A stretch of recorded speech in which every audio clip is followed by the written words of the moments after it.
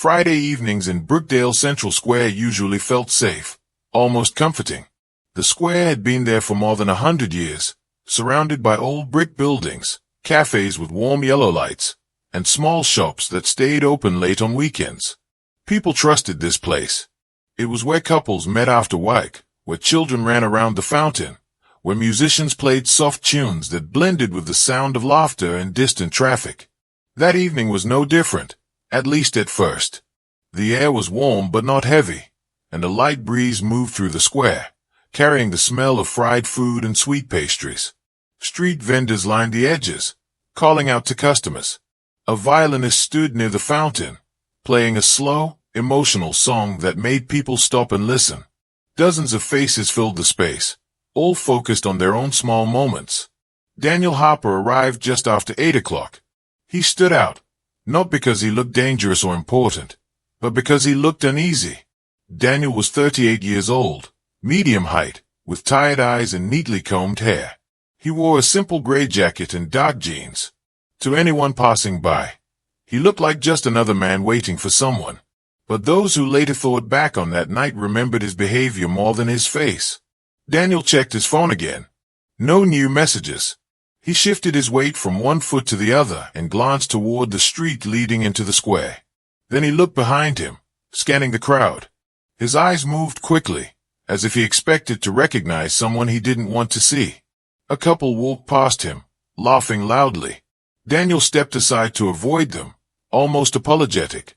He took a deep breath, then rubbed his hands together, a nervous habit he had picked up years earlier during stressful tax seasons at work. He was waiting for his sister, Emma. They had planned to meet near the fountain, the same place they met every Friday if their schedules allowed it.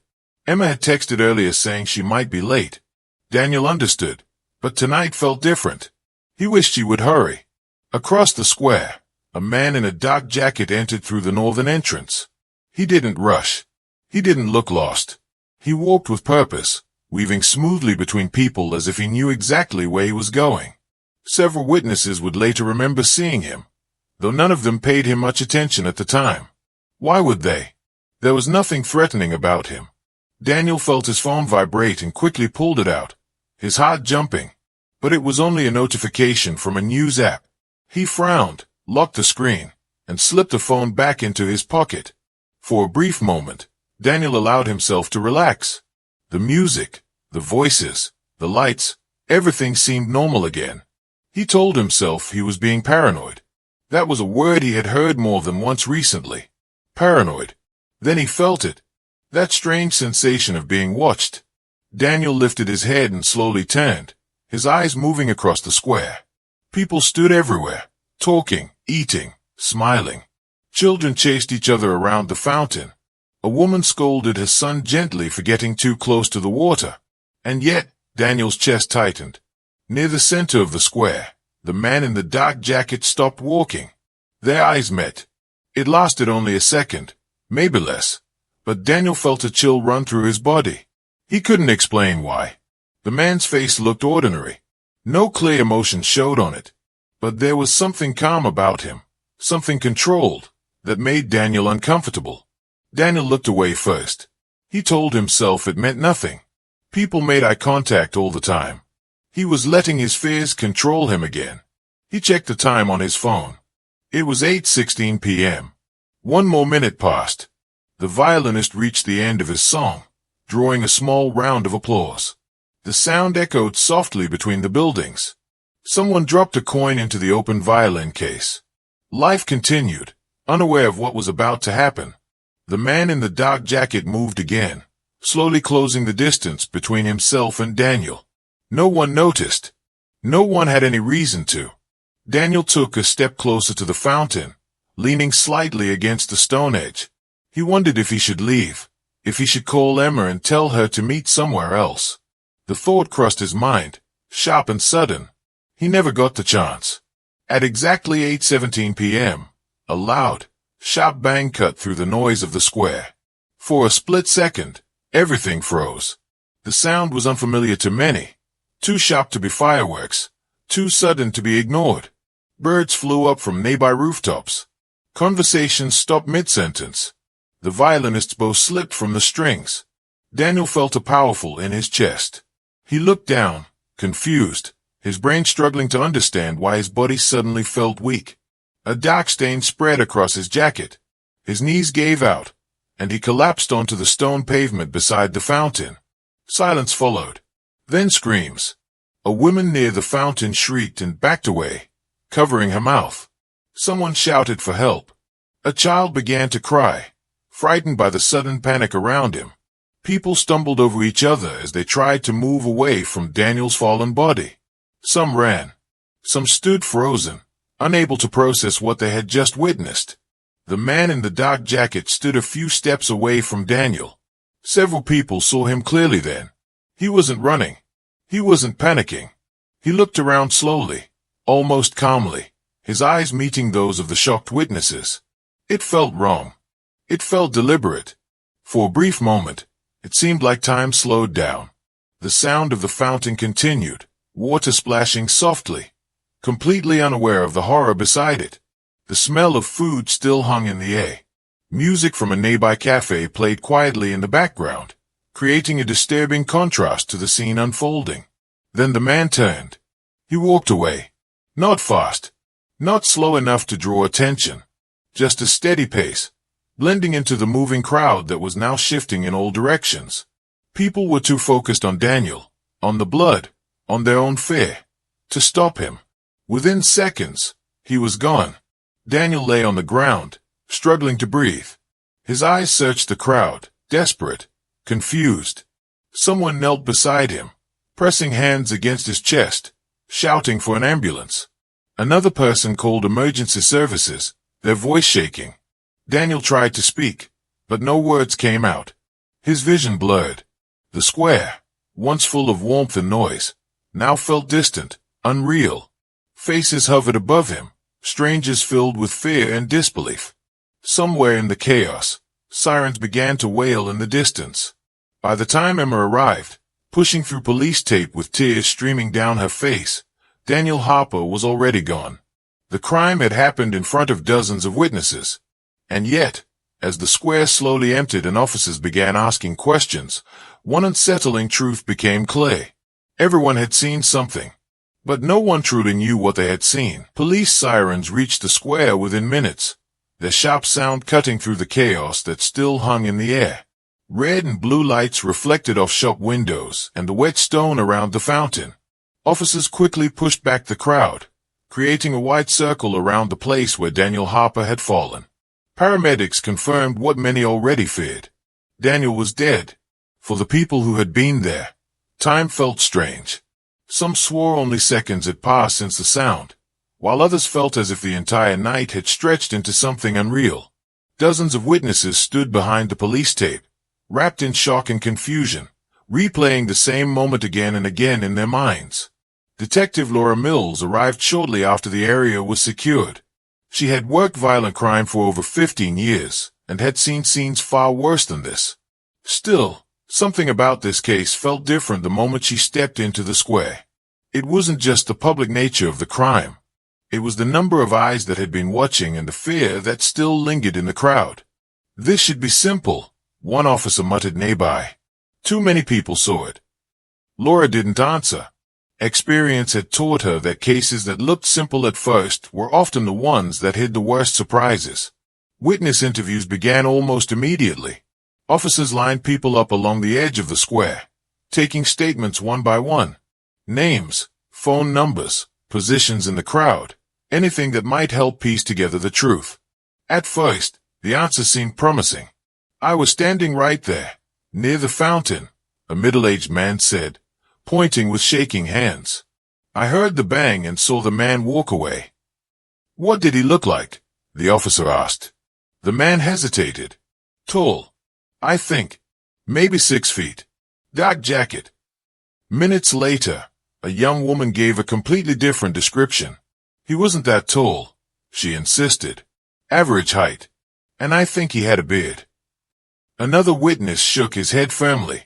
No beard. Clean face. I remember that clearly. As the night went on, the contradictions multiplied.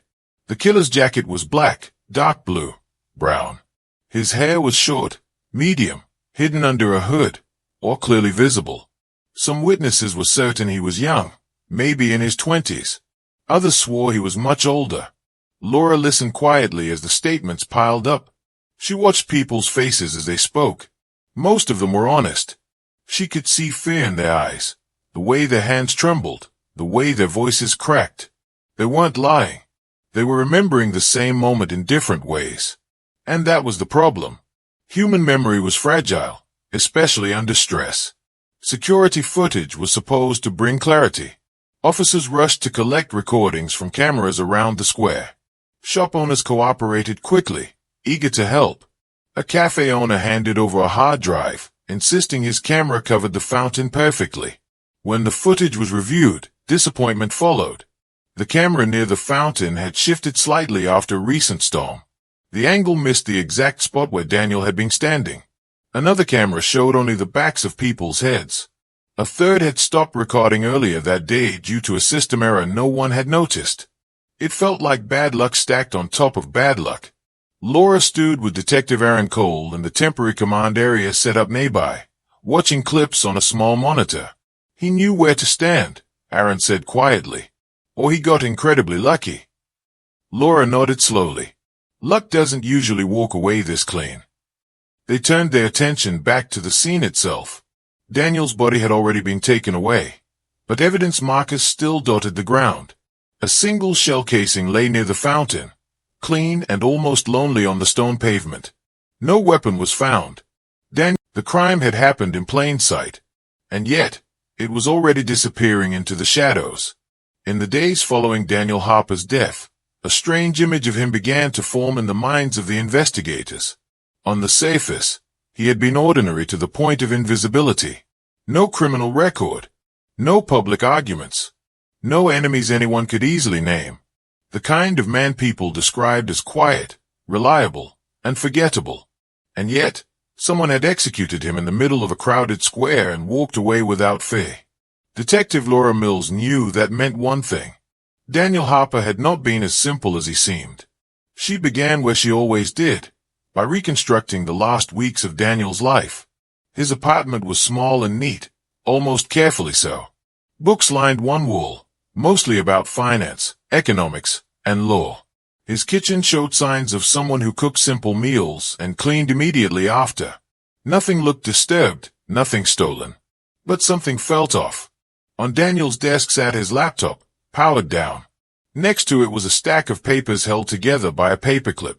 At first glance, they looked like routine financial documents. Balance sheets, invoices, payment logs. But when Laura flipped through them, she noticed handwritten notes in the margins. Question marks. Short phrases like check this and doesn't match. Daniel had been digging. His phone revealed more. In the weeks before his death, his call history showed several long conversations with numbers not saved in his contacts. Some calls ended abruptly. Others were late at night. His messages were careful, vague, and often deleted shortly after being sent. He had been afraid of leaving a trail. Emma Harper confirmed that fear when Laura spoke to her again. This time, Emma seemed calmer, though the grief was still fresh in her eyes. He kept saying he felt watched, Emma said. At first I thought it was stress. He worked too much. But then he started changing his routine. Laura leaned forward. How so? He stopped taking the same routes home. He wouldn't sit near windows anymore. And he asked me strange questions, like if I trusted the police completely. That last comment stayed with Laura. Digging deeper into Daniel's work life revealed the first real crack in his quiet image. Daniel worked as a senior accountant at a respected firm that handled clients with significant wealth and influence. One of those clients had been under internal review shortly before Daniel's death. The review wasn't official. It wasn't supposed to exist. Daniel had noticed inconsistencies in financial reports tied to a group of local investors who had strong political and business connections in Brookdale. The amounts were large enough to matter, but subtle enough to avoid easy detection. Daniel hadn't reported it through official channels. Instead, he had started collecting proof on his own. That discovery explained the note in his pocket. You should have listened. It sounded like a warning, not a message written in anger, but one delivered after patience had run out. The investigation gained momentum. Names of businessmen were added to the suspect list. Background checks were run. Financial records were subpoenaed. It looked promising. Then it stalled. Every potential suspect had an alibi for the night of the murder. Security footage placed them in restaurants, private events, or at home with family. Some alibis were supported by multiple witnesses. Too many witnesses again. Laura felt the case slipping sideways. Then, 3 days after the shooting, an unexpected witness came forward. She was a street performer who had played guitar near the edge of the square that night. She had stayed silent at first, assuming what she saw wasn't important. But the news coverage haunted her. She remembered Daniel. He looked upset, she told Laura during their interview. Like he was in the middle of a bad conversation. Conversation with who? Laura asked. The performer swallowed. A woman. They were standing a few steps away from the fountain. I couldn't hear what they were saying, but he kept shaking his head. That detail changed. The investigation entered its most uncomfortable phase when doubt began to turn inward. Detective Laura Mills felt it before she could explain it. The case no longer felt like a search for a stranger hiding in the dark. It felt like something closer, something already inside the room. Daniel Harper's life had been peeled open piece by piece. His fears were no longer dismissed. His warnings no longer seemed vague or exaggerated. Someone had known what he was doing, known where he would be, and known he would be surrounded by people who would see everything and understand nothing. That kind of confidence disturbed Laura more than violence ever had. The focus returned to the witnesses, not as individuals but as a collective presence. More than 60 people had stood in that square. They had seen the same moment from different angles, different distances, different states of mind. And yet, when their stories were placed side by side, the truth seemed to blur instead of sharpen. Laura asked for the interviews to be reviewed again, not for what was said, but for what wasn't. One detail began to rise quietly to the surface. Several witnesses mentioned that after the gunshot, someone moved toward the body almost immediately. Not in panic, not hesitating, just stepping forward, as if responding to a signal only they understood. At first, the detail meant nothing.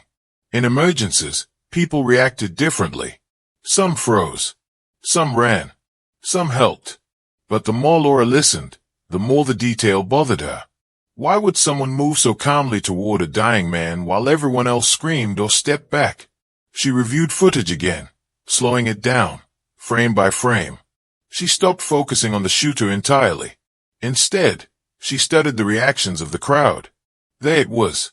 A figure near the center of the square stepped forward almost instantly after the sound.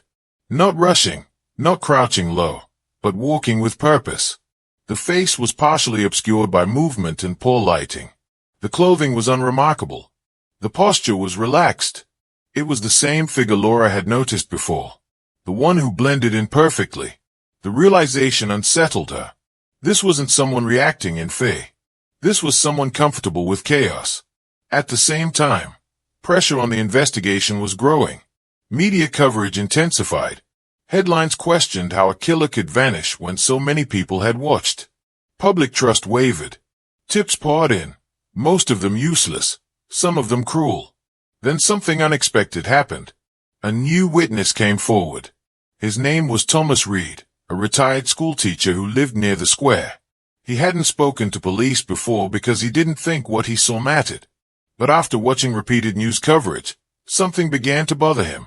He had recognized the man who moved toward Daniel after the shooting. Not by his face, by his voice. Thomas explained that in the chaos after the gunshot, he heard someone speak clearly, calmly, giving instructions. Step back. Give him space. At the time, Thomas assumed the man was a police officer. The tone was authoritative, practiced. The words cut through the panic. That assumption stuck with Laura, because no uniformed officer had reached the scene that quickly. Laura checked dispatch logs. Official response times didn't match what Thomas described. No on-duty officer. You wanted to clarify a few things, he asked. Yes, Laura said evenly. Walk me through that night again. Mark did, his story unchanged. He had been at home, heard the noise, and went to see if he could help. He denied seeing the shooter clearly. He denied touching the body. He denied giving any instructions. Laura watched him closely. His body language was relaxed. His breathing steady. He showed no sign of nervousness. "Did you know Daniel Harper?" Laura asked suddenly. Mark paused for the first time. "No," he said after a moment. "I don't believe so." Laura nodded and let the interview end without pressing further. But she didn't believe him. Background checks revealed something no one had connected before. Years earlier, Mark Lewis's younger brother, Ethan, had been involved in a financial crime case. The case had been complex, buried in paperwork and audits. One of the accountants involved in uncovering the fraud had been Daniel Harper. Ethan Lewis had gone to prison. He died there 2 years later. The connection hit like a sudden cold wind. Laura stayed at the file late into the night, the pieces finally beginning to align. Daniel hadn't known who was following him, but the threat had been personal. Deeply personal. The note in Daniel's pocket made sense now. "You should have listened." It wasn't a warning from a businessman or a corrupt official. It was a message from someone who believed Daniel deserved what happened to him. Still, suspicion wasn't proof. Laura needed something more. She reviewed the evidence logs again and noticed a small detail that had been overlooked. The shell casing found at the scene had been handled carefully, but no fingerprints were recovered. That wasn't surprising. What was surprising was the lack of panic in the shooter's movements. Whoever fired the weapon hadn't rushed. They hadn't fumbled. They had fired once and walked away. That level of control suggested training. Police training. Laura obtained Mark Lewis's phone records with approval from her supervisor. The results added another disturbing layer. Mark's phone had been inactive during the exact time of the shooting. No calls. No messages. No data use. It was as if he had planned to leave no digital trace. Then came the final break. A nearby traffic camera, one not originally included in the investigation, was reviewed after a routine system update. The footage didn't show the shooting itself. It showed something else. Mark Lewis entering the square from the northern entrance. Minutes before the gunshot, he was wearing a dark jacket. The same jacket described by dozens of witnesses. Laura felt both relief and dread wash over her at the same time. Relief that the truth was finally coming into focus. Dread because of what that truth meant. The killer hadn't escaped despite the witnesses. He had escaped because of them. He had hidden in plain sight, trusting that the confusion of so many perspectives would protect him. He had relied on his training, his authority, and the natural human instinct to assume safety from familiarity. When Mark Lewis was arrested, the city reacted with disbelief. A police officer. A trusted one. The man who had helped others for years. During interrogation, Mark listened quietly as Laura laid out the evidence. The connection to his brother. The footage. The witness statements. When she finished, he didn't argue. He didn't deny it. "I knew no one would see me," he said calmly. "Not really." Laura stared at him. "You killed a man in front of dozens of people." "Yes," Mark replied. "Because it was the safest place to do it." He explained his thinking without emotion. How Daniel's work had destroyed his family. How the justice system had failed his brother. How watching Daniel live a quiet, respected life had felt unbearable. "I didn't want to hide," Mark said. "I wanted him to know why." Laura realized then that Mark had never planned to escape suspicion forever. He had planned to delay it. To let doubt eat away at the truth. To prove a point. The crime that happened in front of dozens of witnesses wasn't a mistake. It was the plan. And the most terrifying part was how close it came to. When the arrest of Officer Mark Lewis became public, Brookdale fell into a strange and uneasy silence. For days, the city had buzzed with rumors, theories, and accusations. People argued online and in cafes about who could have committed such a bold crime. But no one had seriously considered the possibility that the killer had been one of their own protectors. Now they had to. Detective Laura Mills watched the news coverage from her office as reporters stood outside the station, speaking urgently into cameras. Mark Lewis's face appeared on screens everywhere, his calm expression frozen in an old department photograph. The words "off-duty police officer arrested" ran beneath his image. Laura felt no sense of victory, only exhaustion. The interrogation room was quiet when she entered. Mark Lewis sat alone at the metal table, his hands resting calmly in front of him. He looked no different from the man she had interviewed before. No anger, no fear, no regret visible on his face. She sat across from him and placed a file on the table. "You knew exactly what you were doing," she said. Mark met her eyes. "Yes." "Then tell me why you chose that place," Laura said. "Why the square? Why all those people?" Mark leaned back slightly, considering his answer. "Because crowds lie," he said finally. "Not on purpose, but they always do." Laura didn't interrupt.